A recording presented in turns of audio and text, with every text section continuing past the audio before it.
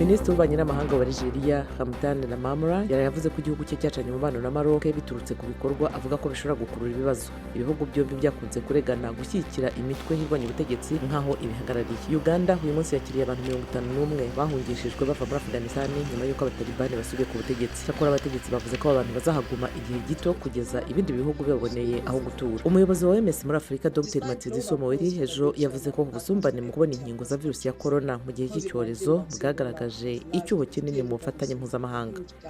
Umubare w'abahinzi bahunga urugomo uriyongera mu bice bihingwa bya Nigeria. Ni akarere kamaze igihe karimo ubushyamirane hagati y'abahinzi n'aborozi batembereza inka zabo. Ni ikibazo kiremerezwa n'ihindagurika ry'ibihe bakamaranira ubutaka n'amazi. Naho imyanda ku nkombe za Mediterane hafi ya Tripoli muri Libya biratuma abaturage batajya ahantu bakeneye cyane kwihugika. Minisitiri ushinzwe ibidukikije mu kwezi gushize yafunze plage nyinshi ku birometero 30 ku nkombe zegereye Tripoli. Umwe mu bategetsi yavuze ko ibintu bigeze ahakomeye.